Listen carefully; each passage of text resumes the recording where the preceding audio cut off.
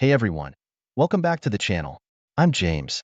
Let me tell you about the early days with my wife, Lily. You know, back when everything seemed just right. I was an architect, about 40, really into the tiny details of buildings, the way light hits a glass pane, that sort of stuff.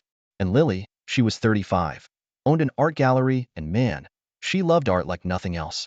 We were like two pieces of a puzzle, fitting perfectly. Our love for art and design brought us together in a way that felt almost magical. We met at an art exhibition, one of those fancy ones where everyone pretends to understand abstract art. But we really got it. We talked about Rothko's use of color, debated over Picasso's forms. And before I knew it, I was head over heels. Our wedding was something out of a design magazine. We chose a minimalist theme, clean lines, lots of white and green. It was Lily's idea to have it in an art museum. We set our vows surrounded by centuries of creativity. It felt right, being in a place that celebrated art and history as we embarked on our journey together. The first few years were like a dream. We'd attend art galas, host dinner parties for our friends, and they'd all say, "James and Lily, you guys are perfect together." And it felt true. We discuss art, architecture, and everything in between. I remember this one time. We spent an entire night redesigning our living room to resemble a scene from a Van Gogh painting. It was quirky and a bit impractical, but that was us, always trying to infuse art into our life. Lily's gallery was her pride. I'd often swing by after work, and we'd talk about the new pieces she acquired. She had this knack for finding emerging artists. Some of her finds went on to become pretty big names. I was proud of her, really proud. But things don't always stay perfect, do they? As time went on, Lily started spending more time at the gallery. At first, I thought it was just the busy season, but then it became her routine. She'd stay late, miss dinners, and our art talks dwindled. I'd try to brush it off, bury myself in my work. I'd stay up late, drafting designs, trying not to feel the growing gap between us. Looking back, maybe I should have seen the signs. Maybe I was too wrapped up in my work. But you never want to believe that your perfect picture could be flawed. You cling to the good times, hoping it's just a phase. That's the thing about pictures, though. They don't change, but the subjects in them do. I wish I'd realized that sooner. But hey, that's life, right? You learn, you grow, and sometimes you find out that your picture-perfect life was just a well-curated illusion. But more on that later. For now, let's stick to the good times, to the days when Lily and I were the it couple, living our dream in a world of art and design. All right, let's dive into how things started changing between me and Lily. You see, at first, everything was like a well-painted portrait, vibrant, full of life. Lily, with her lively spirit, was a stark contrast to my more laid-back vibe. I'm more the, let's think this through, guy, while she's all, let's dive in and see what happens. But, as time ticked by, the colors of our canvas began to shift. Lily's presence at home became less frequent. She was always at the gallery, getting wrapped up in this project or that. At first, I didn't sweat it too much. I mean, I got it, right? Running a gallery isn't a walk in the park. Plus, I was neck-deep in my own projects, designing buildings that touched the sky. We were like two comets, orbiting in the same universe but rarely crossing paths. I'd leave sketches on my desk at night, and when I woke up, they'd be replaced with notes from Lily, saying she got held up at work. This became our new normal, conversations through post-its and occasional texts. It wasn't just the time. Even when she was around, something felt off. We used to have these epic debates about art. She'd argue that modern art was the pinnacle of creativity, while I was more of a classics guy. But those conversations started fading. I'd bring up a new exhibition, and she'd just nod, her mind clearly elsewhere. I remember this one evening. I decided to surprise her. I swung by the gallery with her favorite, a pepperoni pizza, extra cheese. But the gallery was closed, lights off, no Lily in sight. That was odd. I mean, Lily living at the gallery was one thing, but her not being there when she said she would be? That was new. That night, I couldn't shake off this nagging feeling. Like when you know there's a piece missing in a puzzle, but you can't quite put your finger on it. The Lily I knew was passionate, always talking about her latest find or some new artist. But this Lily, she seemed distant, like she was painting a picture I wasn't a part of. Don't get me wrong, I'm not the guy who jumps to conclusions. But you know how it is, sometimes the writing's on the wall, and you just try not to read it. Maybe I was scared of what it might say. Maybe I didn't want our picture-perfect life to be just another illusion. But hey, sometimes life throws you a curveball, and you've just got to roll with it. And let me tell you, this was just the beginning of a whole new chapter. So, let's talk about when things really started to get rocky. It was just another day, the sun was shining, birds chirping. I was looking for Lily's phone to check the weather. Mine was dead. Classic me, always forgetting to charge it. And there it was, her phone, just lying on the kitchen counter. Now, I'm not the snooping type, but as I picked it up, a message popped up. It was from this artist, let's call him Mr. Famous, whose works were a big hit in Lily's gallery. The message, oh boy, it wasn't your usual, hey, how's the new exhibit going? Sorta text. It was, let's say, more on the romantic side. At first, I thought, no way, this can't be what it looks like. Lily and I, we had our issues, sure, but cheating? That was a different ballpark. So, I did what any level-headed guy would do. I asked her about it. Straight up, no beating around the bush. Her reaction? Complete denial. She laughed it off, saying it was just friendly banter. Nothing to get worked up about. But the way she snatched the phone out of my hand, her laugh a bit too loud, it didn't sit right with me.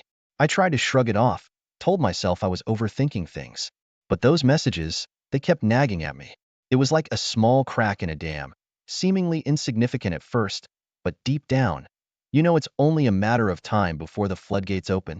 The more I thought about it, the more things started to make sense. The late nights, the sudden trips, the lack of interest in our usual art debates. It was like piecing together a puzzle, but each piece was a tiny jab at my heart. I started noticing other things too, like how she'd quickly close her laptop whenever I walked into the room, or how her phone was now always on silent, face down.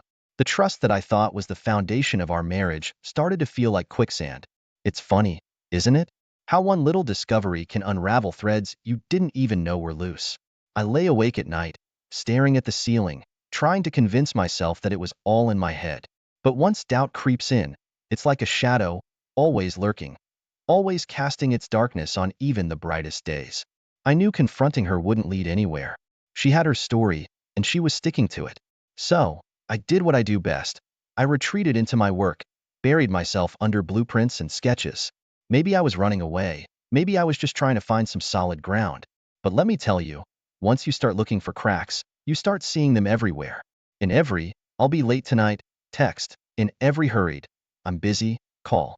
The foundation we built our marriage on, the trust, the love, the shared passions, it all started to feel like a house of cards, ready to topple over with the slightest nudge. And little did I know, that nudge was just around the corner. Before we dive into the next chapter of this roller coaster story, I've got a small favor to ask. If you're enjoying this tale of love, adventure, and unexpected twists, how about showing some love? Hit that like button to let me know you're on board. It's a simple click for you, but it means the world to me.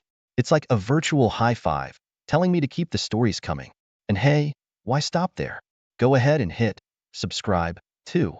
Trust me, you don't want to miss what's coming up next. Now, where were we? Yes, the walls. You see, after the whole phone debacle, things between Lily and me, well, they started to feel like we were living in separate worlds. I mean, there I was, feeling like I'd just been punched in the gut, and there was no way to let it out. So, I did what I always do when things get tough. I turn to my work. Architectural design, that's my world. It's where I can control the lines, the shapes, the very essence of the structures I create. Each building was like a refuge, a place where I could lose myself and forget about the mess at home. The more I immersed myself in my projects, the further I drifted from Lily. Our home started to feel like just another space, not the warm, love-filled place it used to be. Conversations became like those polite exchanges you have with a colleague you barely know. How was your day? Fine. And yours? Just words, no meaning. Lily, on the other hand, became more and more enigmatic. She was always secretive, but this was different. She'd spend hours in her office at home, door closed, always busy with something. I'd hear her talking in hushed tones on the phone, and whenever I walked in, she'd quickly change the subject or end the call. It's strange, sharing a house with someone yet feeling miles apart. I'd lie in bed, watching her sleep, wondering what was going on in her mind. Was she thinking about us, about what we used to have? Or was her mind somewhere else, maybe with someone else? The trust we had, it was crumbling, brick by brick. And the worst part?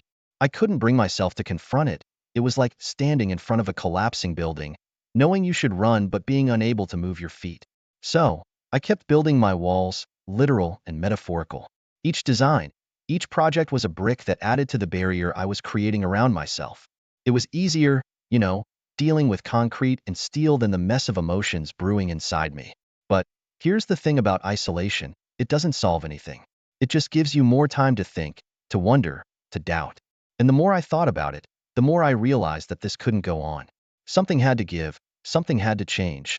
Looking back, I can see how those walls I built weren't just keeping me safe, they were trapping me in a cycle of suspicion and loneliness. But at the time, it felt like the only way to protect myself from the heartache, from the truth I wasn't ready to face. I guess that's the irony of it all.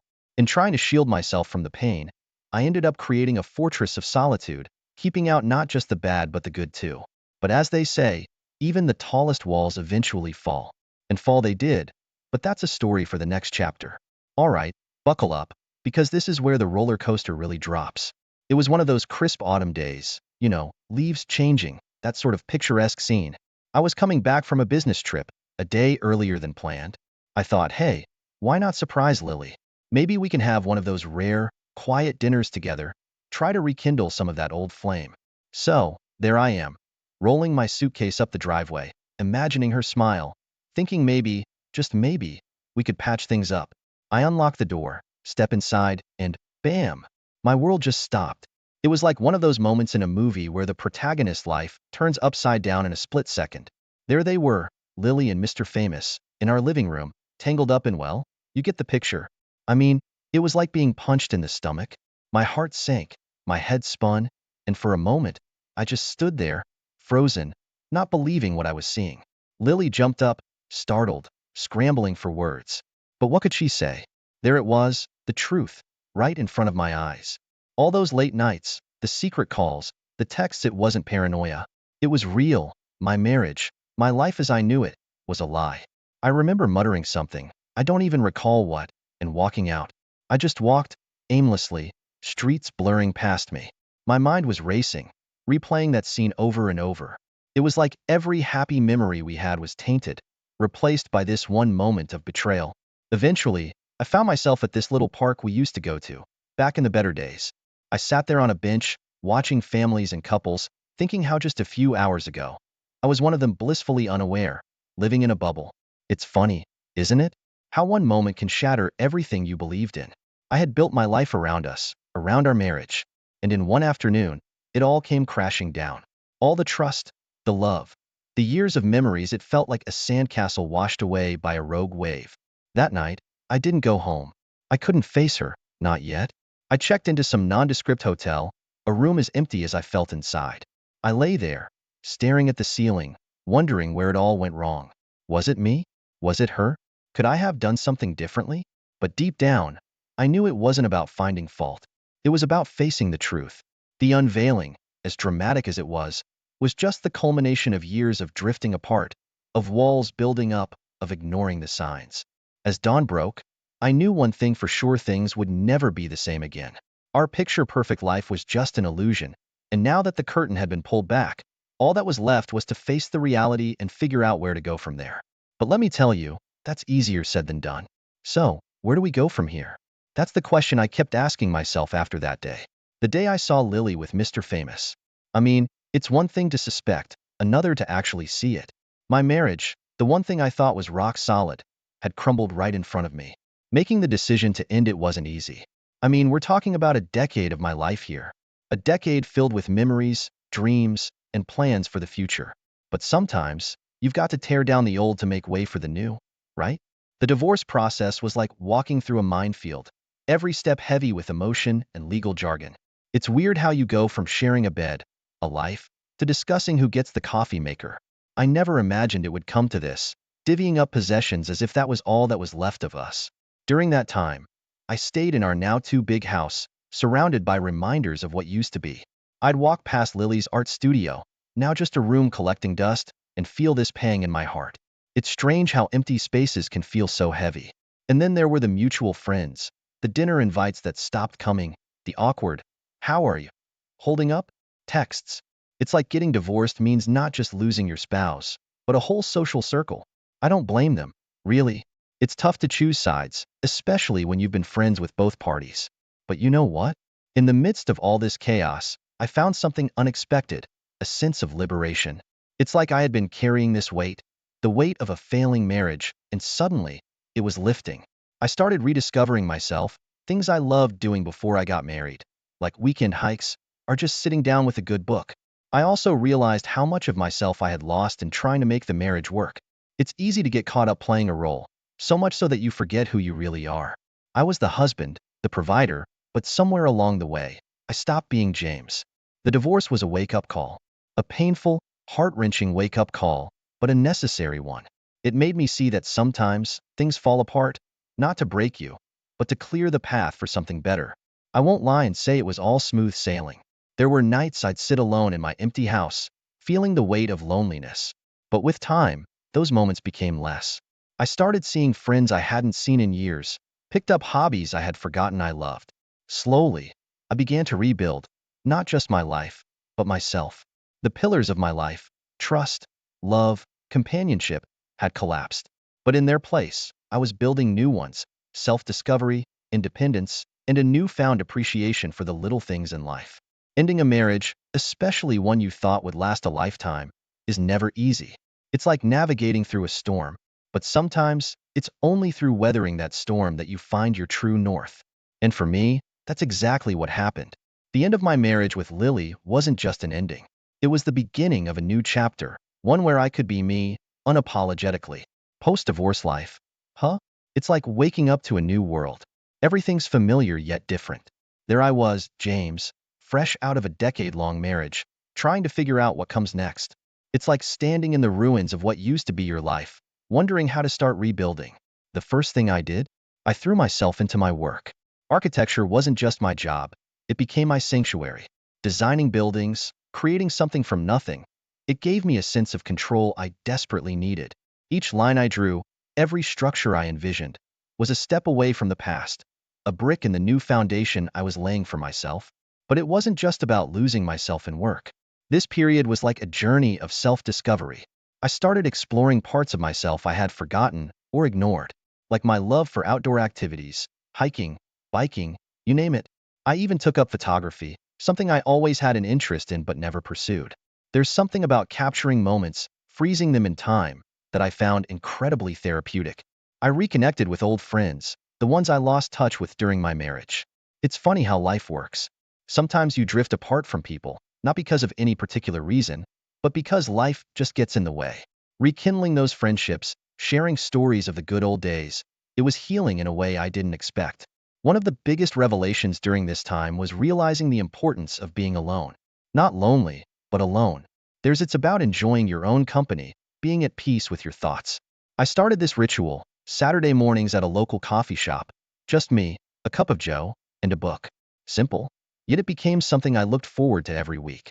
As I rebuilt my life, I also began to dabble in new experiences. Cooking classes, language lessons, even a pottery workshop. Who knew I had a knack for making lopsided vases? But that's the beauty of it, trying new things without any expectations, just for the joy of it. This period wasn't without its challenges, of course. There were days when the weight of what I'd lost hit me like a ton of bricks. But those moments became fewer and farther between. I learned to embrace the highs and navigate the lows, understanding that it's all part of the journey. Looking back, this chapter of my life was about more than just moving on from my divorce. It was about rediscovering who I was, what made me tick. It was about taking the scattered pieces of myself and putting them back together, maybe not in the same way as before, but in a way that felt right. I won't say I emerged from this period completely healed, or that I have all the answers now. But I can say this, I found a sense of peace, a contentment within myself that I hadn't felt in years. And that, my friends, is worth more than any material possession or external validation. So, that's the story of how I rebuilt myself from the rubble of a broken marriage. It's not a story of a tragic ending, but one of a hopeful beginning, a testament to the resilience of the human spirit. And as I stand here, looking back at the path I've traveled, I can't help but feel a sense of gratitude for the journey, for it has made me who I am today. Let's turn the page to the final chapter of this saga. Months had passed since the divorce, and I was starting to feel like I had a handle on this new chapter of my life. That's when Lily decided to make a reappearance. One ordinary Tuesday, there was a knock at my door. I opened it to find Lily, a mix of nerves and regret painted on her face. She came bearing apologies, each word heavy with remorse. She talked about how sorry she was, how she realized the enormity of her mistake, how much she missed our life together. I won't lie, seeing her like this, so vulnerable, it stirred up a lot of old feelings. But it also brought back memories of the pain, the betrayal. She spoke of longing for the past, for the life we once shared. But you know what? That life, it didn't exist anymore. It was like a painting we had both worked on that ended up being slashed down the middle. There was a time when I would have done anything to hear those words from her, to have her come back and say she wanted to try again.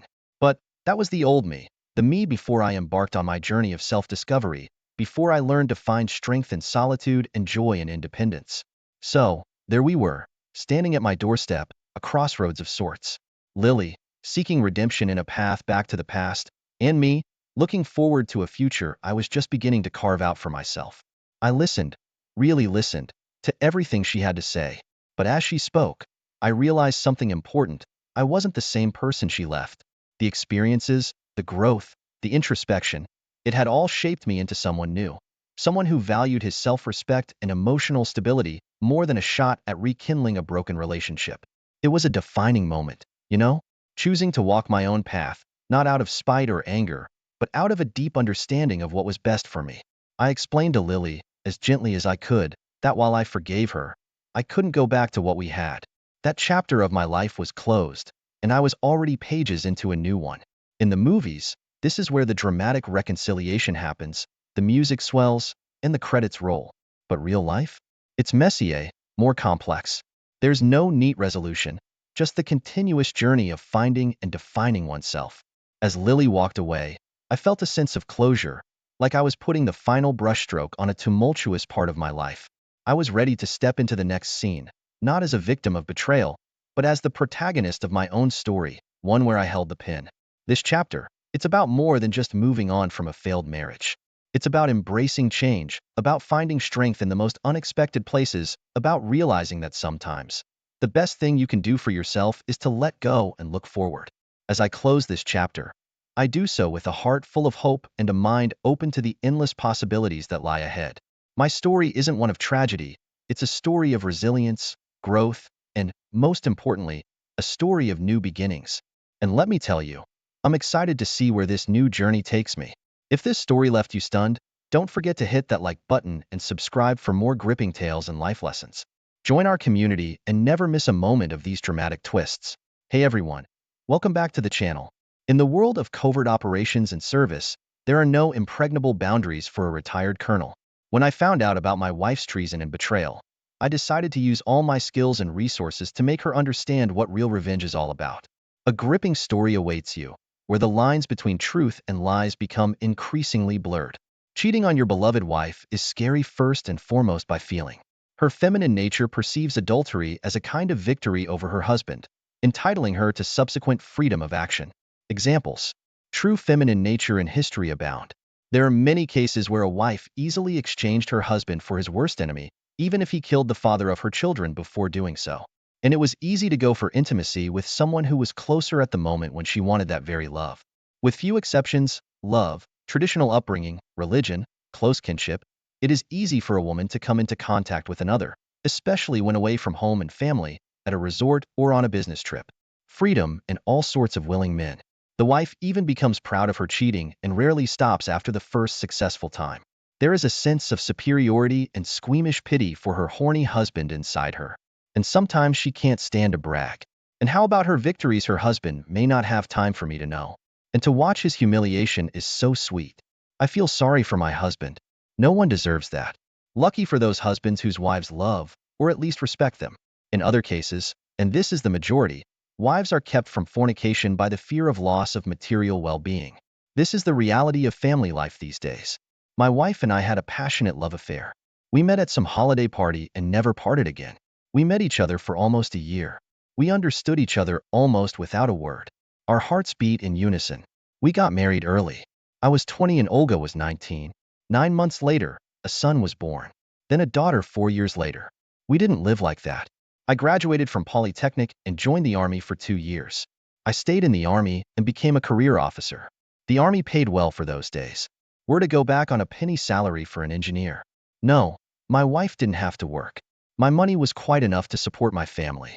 Right after I got married, my parents died in a car accident. The only family I had left was my grandfather Panis, and even that he lived far away from me in the Belarusian countryside. There was no way to get him out of there. My service was going quite well. After 5 years, I was sent to the Western Group of Forces to the GDR. After 1 year of service, I went to Africa as an instructor. One day on my way back from an operation, my APC hit a mine. I was sitting on the armor with my legs over the side, and the blast wave threw me 7 meters off the road. My back hit the ground and I lost consciousness for a while. When I came to, I couldn't take a full breath for a long time. In the hospital, the good doctor said I was born with my shirt on. If I hit a rock, that was it. At least a fractured spine. But that's all right. I would live. True, I specified that the consequences could be unfortunate, but they would not appear soon. So as long as you live, Captain, and be happy. I was rejoicing, along with my family. After the collapse of the Soviet Union, I went around the world. Went to Serbia and back to Africa. Served up to 45 years and got discharged for health reasons. He was transferred to the reserve with a colonel's rank. Couldn't have been what, as many might think.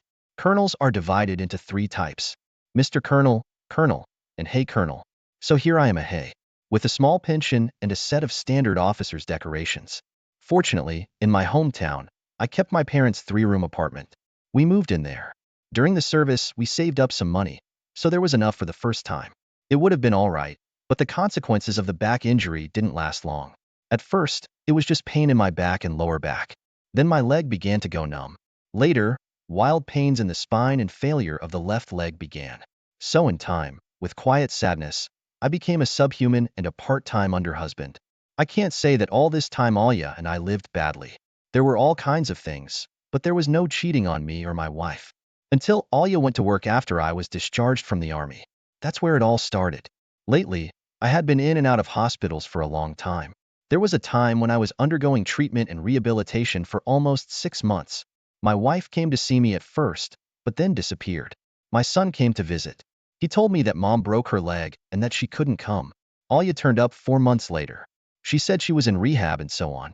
At first glance, her attitude towards me didn't change, but that was only at first. Olga began to travel a lot, sometimes for a long time. Several times she went to a sanatorium with a friend. She said I was not allowed and she was terribly tired. She talked on the phone for a long time, hanging up on me as I approached. I realized that Olga has someone, but my suspicions until the time was not specified. And then one day I was surfing the internet and got on my classmate, my wife's page. She had forgotten to close it. There I came across a very interesting picture. It was a picture of a happy family. Imagine that, huh? A woman with her head tilted toward a young man holding her hand. On his free hand, the man was holding a 1-year-old baby.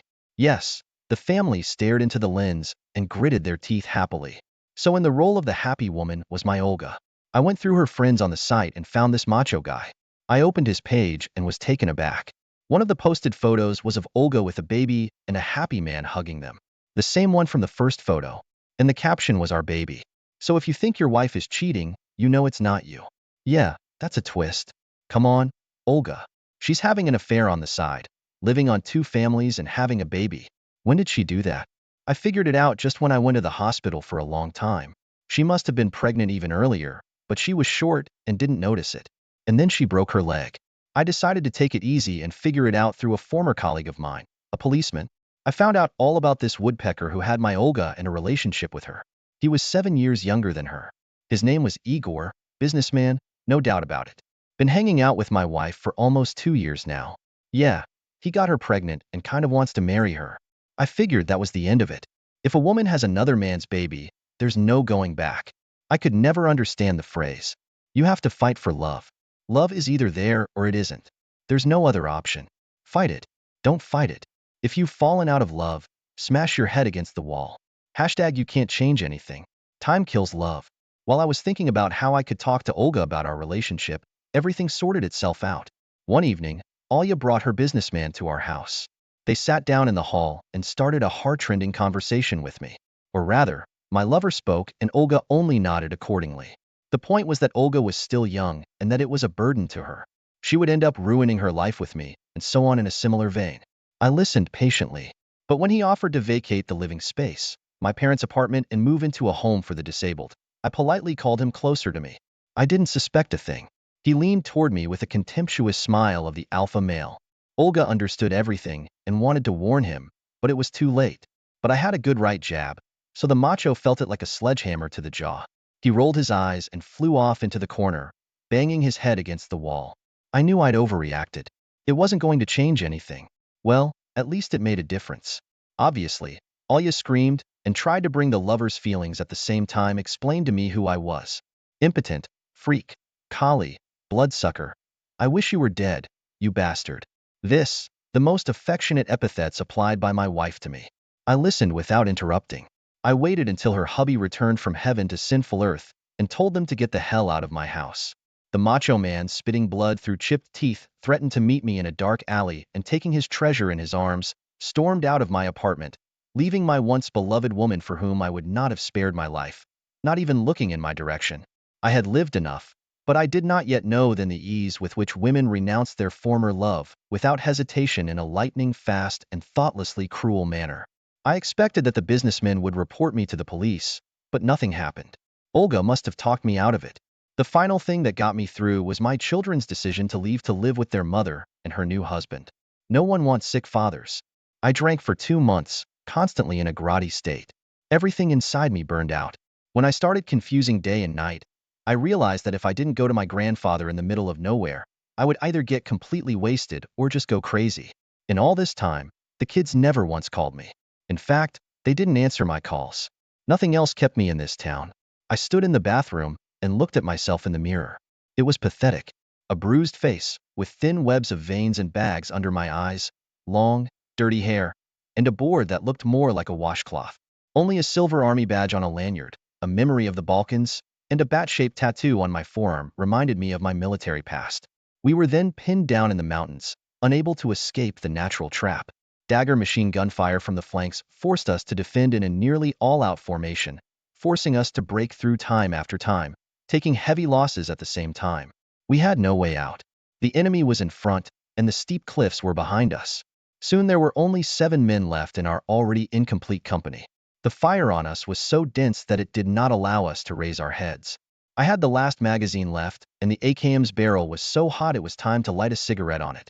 Well, Koida, it looks like we're done for. The commander called me by my last name. One more attack, and that's it. You're suggesting we give up? I attached the magazine and cocked the bolt. No point. They'll waste us anyway. Yes, they won't bother with us. The commander brought the machine gun here to me. It remained for us to sell ourselves more expensively. The day was rapidly rolling toward evening. The local objects had already begun to cast long shadows when a rustling sounded behind me and rocks sprinkled. I turned around with my finger on the trigger. An old man appeared from behind a pile of rocks in our rear. He was dressed all in black and waved his hand. Follow me quickly. There is a path here. And we slipped away under the very nose of the enemy. When we passed through the pass, the monk had disappeared, so there was no one to thank. Gone as it were. And so it was that in the nearest small Serbian town, we ordered silver tokens from a local jeweler. We had our own material. Scraps of a silver pectoral cross we found in a ruined Serbian church. There was just enough for everyone. Each of the survivors wore the token like an amulet, never taking it off under any circumstances. I sighed and took the scissors. At the train station, I bought a ticket for the evening train without much trouble and gave my grandfather a telegram on the nose. A new turn in my destiny was beginning. Part 2. I returned to town at the end of March and immediately plunged into the whirlpool of events. I turned on my cell phone as soon as I began to receive messages about missed calls. The lion's share was the calls from the combat, some calls from unknown numbers, and to my great surprise, some calls from Olga. What did she want? I dialed the combat at once. Koida, we need to meet. There is a topic. Are you all right? Combat spoke with confident phrases, justifying his call sign. When and where? I also tried to be very brief. Tomorrow at the restaurant in the Plaza Hotel, about 9 o'clock. They won't let me go there with my face. I'll shave my face, spray cologne, and wash my jeans. Don't be crazy. I'm waiting. Bye. Combat passed out. I went to the bathroom and looked at myself in the mirror. Mug is a mug. Really? What's stupid? I smiled. I wondered what he wanted to offer me. I felt great. I couldn't even believe there was a time when I could hardly move. My back didn't hurt. Only sometimes at night I woke up with pain in my left leg, as if to remind me of the past illness. I looked in the refrigerator. Empty. Nothing. The situation was normal. I took a piece of lard and a jar of pickled mushrooms when leaving for the city. I'll go get some bread. The doorbell rang. That's strange. I'm not expecting anyone. Was Olga standing on the landing? Yes, unexpectedly. What do you want? I really didn't want to see her. Yura, I'm begging you. Listen to me. She spoke softly, avoiding to meet my eyes. May I come in? Come into the kitchen, I said, letting the uninvited guest in. She sat down on a stool and for some time silently looked at the floor, collecting her thoughts. Yura, I left Igor. What was it? So much love. Did you find a new friend? I really didn't care about her problems with Igor or anyone else. I didn't have any bread for dinner. That was what bothered me the most right now. And what about our baby? I dropped it off for Igor. Yura, it's not his baby, it's your son. I saw her eyes fill with tears. Igor did a DNA test, and that's where it all came out. What difference does it make? It's not mine. What difference does it make? What are you doing here? Did you run out of money? I looked at my watch, letting you know I don't have time for idle chit-chat. You made your choice. You and the kids. What do you want from me? Yura, the boy is sick. He needs money for treatment. Oh, really? What do I have to do with it? I don't have any extra money. Yura, I'm begging you. He's in intensive care right now. The doctors say that if he's not operated on soon, he'll die. I don't have any money, in the apartment, it can be sold. Olia, you're out of your mind. Yura, we lived together for 20 years. I remember. I interrupted her. When you betrayed me when you left me, didn't you think of that? I suddenly thought that our conversation reminded me of a scene from a cheap melodrama. Yura, I'm sorry, there hasn't been a day when I haven't thought about you. She was almost crying. I've made a terrible mistake. I gave you up, our family. She kept talking, and I stared silently at my once madly beloved woman. The woman I would not hesitate to give my life for. The woman who, without hesitation, cynically gave me up in a difficult time. The woman who cut me out of her life and left me for another man. And now she has suddenly come to her senses and asks for my help. Olga denied that the time she had spent without me had made her realize how much she loved me. That only now she understood and realized that I was the only real man in her life. Her words lingered, lulled me into a fantasy that only I belonged in her heart. I'm sorry. I'm sorry. She kept repeating the word like a spell. And I looked at her and imagined her kissing and caressing her lover. Did she really think I would believe her words, that she was confused, that she didn't know what she wanted, that this woman who cheated on me, had a child with her lover, left me and spent her free time with another man, and never thought of me, that she was back, because it turned out she only loved me. In her time, she found an excuse for her meanness and did not hesitate to leave me. She had enjoyed the sensual pleasures of her lover, having been in his bed more than once. And she was planning in cold blood the moment to give me one last fatal blow. God, would I turn out to be so stupid? Ready to believe all her lies, I silently listened to her remorse-filled monologue. I had something to say to her. When the heat of the moment you remembered that you had a husband, I was overwhelmed with emotion. You asked for money. I do not care about you and yours. I did not finish. Olga suddenly fell to her knees. Dear Yurachka, help me. He's just a little boy. It's not his fault. We're living in my mother's one-room apartment now. That's it. We would have sold Mom's apartment, but we have nowhere to live. Olga burst into tears. Olga, go away. I turned away so as not to see her tears. What do I care about her and her child? And try to stay out of my sight again. Olga sensed something in my voice, and without wiping away her tears, headed for the door. Yura, she'd had something else to say to me. Get out. I almost chopped it. The front door slammed. I'd never made it out for bread. Olga wandered down the street, snowed in by the first snow. She knew there was no more hope. Desperation made her want to scream, and she clamped her hand over her mouth. On the last trolleybus, Alia reached the hospital. Misha lay in a separate room, hooked up to a ventilator, entangled in tubes and IVs. By his bed, in a white robe draped over his shoulders, sat her mother. Well, Olga negatively shook her head. Yura refused to help. She covered her face with her hands and sobbed. Well, hello, Koida. Hello, Combat. We hugged and kissed. Then we pulled away and looked at each other. Yes, time does not spare even the best of friends. Combat had hardly changed. Only his hair was white, but it suited him.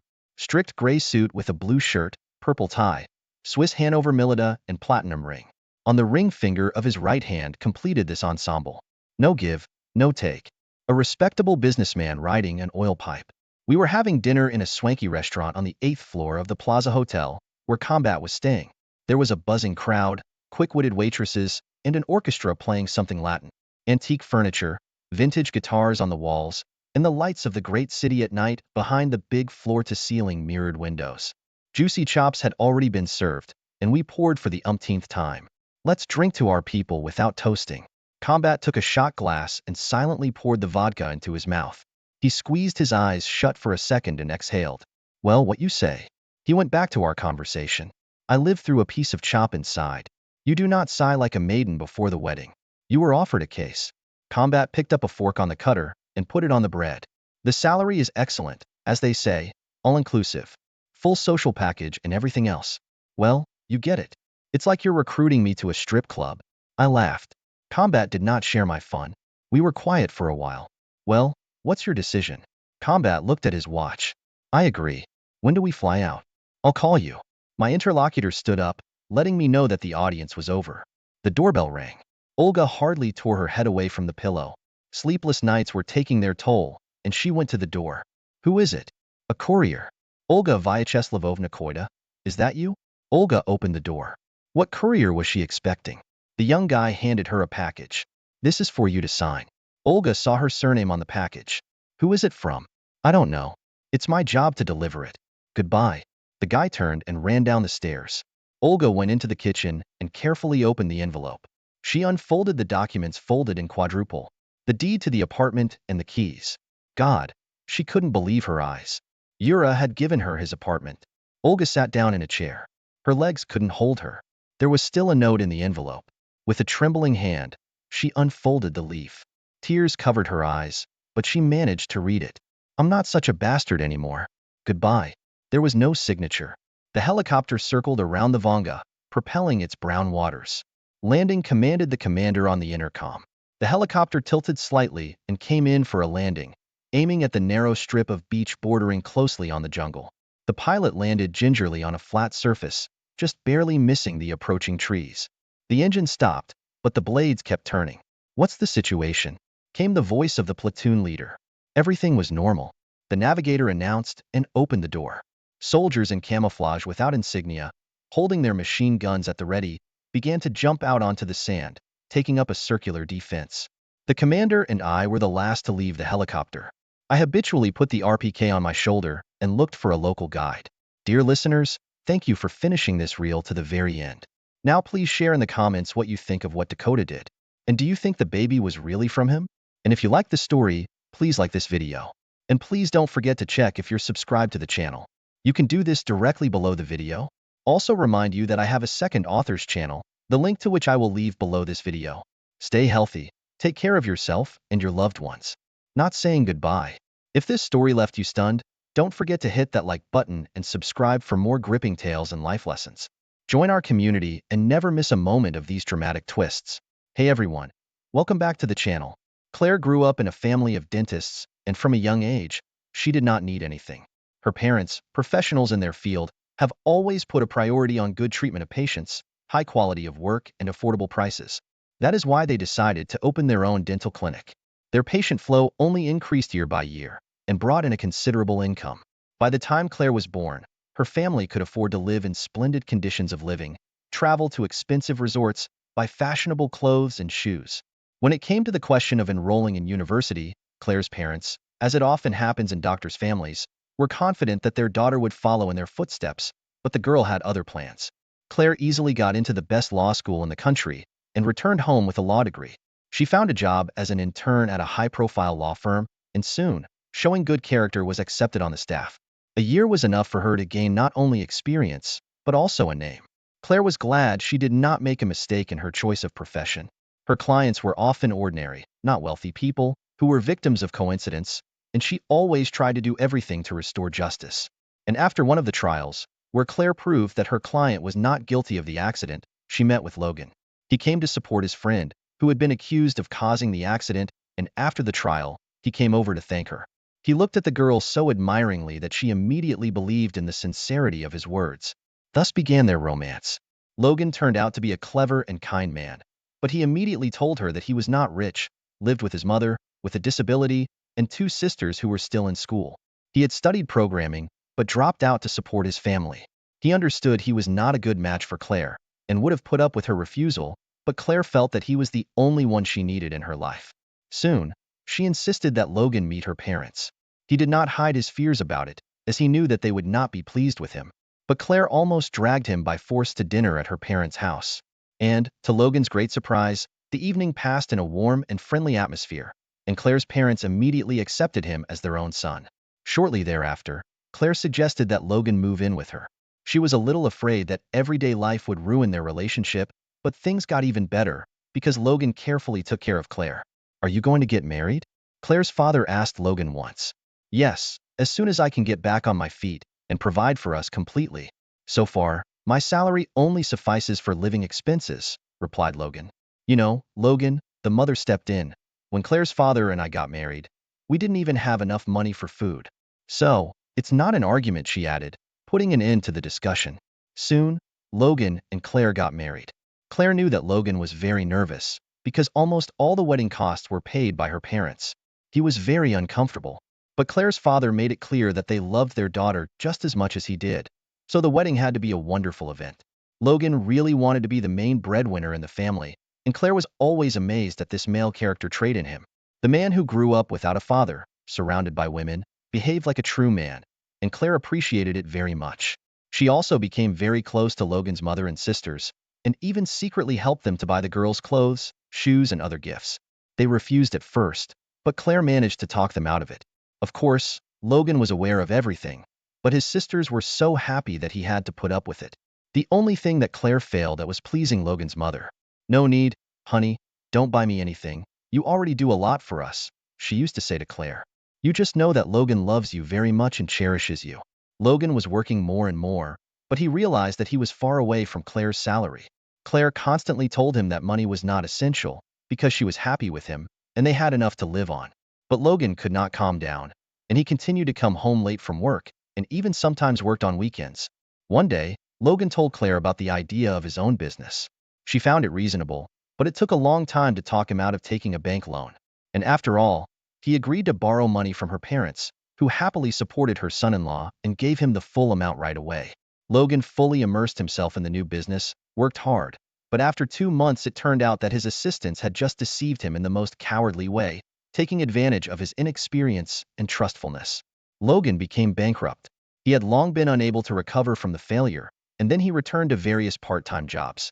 The man barely spoke to Claire, only firmly hugged her in the evenings as if to relieve himself. Upon learning of what had happened, Claire's parents supported their son-in-law, advising him to stop and keep looking for other business options, and promising to provide the necessary help. And Logan was always in search, and working to the point of exhaustion. He was so tired that Claire sometimes feared for his health. His search for a job, his guilt over Claire for not giving her the kind of life she deserved, was eating the man up. Now the couple rarely talked, even more rarely went out, neither to visit friends, nor to the theater, or to the cinema. Claire did not even start talking about it. She tried to make sure that Logan at least got a good night's sleep, and ate some food. The man was always pale, looked tired, and lost even more weight. Even Claire's parents had noticed this, and her mother advised him to have an examination, but Logan categorically refused. He assured her that everything was fine, and as soon as his new business was up and running, everything would be back to normal. Claire's father offered that his son-in-law to take the money for the development, but this time Logan flatly refused, referring to the fact that he had not returned the previous debt. When Logan and Claire remained alone, Logan spoke to his wife for the first time in a high-pitched tone. "That's it. I will not take any more money from your parents. I no longer have any respect for myself, and I feel that you, Claire, despise me," he said so sharply that Claire shuddered. From that day on, he completely isolated himself from her. He only came home for the night, and even stopped visiting his mother and sisters. They, like Claire, did not understand what was wrong, but they also began to suspect that something was going on with Logan, and it was not because of the failures in business. Claire could not allow the idea that her husband had another woman, because there was no more honest and decent man in the world. Claire's head was constantly bursting with all sorts of assumptions, especially when her husband increasingly secluded himself in another room to talk on the phone. Worries about her husband occupied Claire so much that it began to reflect negatively on her work. Once, she almost lost a case, and only at the last moment was able to pull herself together and bring the line of defense to the winning end. That was the last straw. Claire left the courtroom and headed straight home. When she opened the door, she immediately realized that her husband was home and talking to someone on the phone. She unwittingly overheard Logan refusing some kind of surgery. "Thank you for everything you have done for me, but I don't have opportunity for this right now." Logan said farewell. Claire, realizing that something bad had happened to her husband, she burst into the room and desperately demanded him to tell her the whole truth. But she had not expected how cruel this truth would turn out to be. Immediately after his first unsuccessful attempt at business, Logan felt a severe headache. Without telling his wife or his mother and sisters, he went to the hospital, where he heard that he had a brain tumor. The doctor prescribed a supportive treatment for Logan, but told him that he needed an expensive operation and that the insurance would not cover it in full. Logan was aware of what would happen if he would not have surgery to remove the tumor, but he continued to take pills and postponed the surgery because he first wanted to establish a new business, which he could bequeath to his wife and his mother with his sisters in case of a bad outcome. And now the doctor said that they cannot wait any longer. Claire was shaking with sobs, but suddenly she stood up sharply and shouted through her tears, "Get dressed." Immediately, Logan obediently got dressed, ready to do anything to get Claire to stop crying. Not half an hour later, Logan was telling Claire's parents the whole story all over again. The father came to his senses first. "Logan, tell me the truth. Why did you marry our daughter? To make her a widow? Great plan. And you know what? You're just a coward. You give up without a fight. All you have in mind is money. Yes, you didn't earn it right away, but why suffer and agonize over it? Why did you see our help as humiliation? Do you think leaving the woman you love as a widow is something to be proud of? All right, Ben. Stop it." Claire's mother interrupted him and turned to Logan. "We're going to the hospital right now, and no objections," she said menacingly. Seeing how determined her mother was, Claire was again convinced of how dear Logan was to them. But he kept quiet for a moment, and then said that it was late and there was no need to go anywhere. "No." Claire went over to her husband and hugged him tightly. "I have heard the doctors say it wasn't too late. All right, let's go, quick," the father sharply commanded. All the way, Claire hugged her husband and whispered to him how much she loved and believed in him. She tried to convince him that she was ready to support him in whatever he was doing, because she knew how important it was to him. But no amount of money would replace her beloved man if he would suddenly be gone. From then on, there was the most difficult 4 months for everyone. Surgery after surgery, a week in the intensive care unit, an unquenchable hope in the eyes of the whole family. And soon the day came when the doctor received the results of the tests and finally pleased his patient. "Well, Logan, let's say goodbye. It's your time to go home." Logan did not immediately grasp the meaning of the doctor's words, and when he heard Claire's happy exclamation, he felt tears of joy fill his eyes. But he was not ashamed of that. He felt ashamed for not believing in himself the way Claire had believed in him, for hiding his pain and weakness from her. If he had confessed right away, everything would have gone much easier for everyone. And then Logan gave himself a firm word that from now on, there would always be trust in their relationship and he would never make her cry and worry again. Happy endings happen not only in fairy tales. There were still many difficult moments in Claire and Logan's life, but there was much more happiness in it. Logan finally set up his business, and it allowed him to send his mother abroad for medical treatment and give his sisters an excellent education.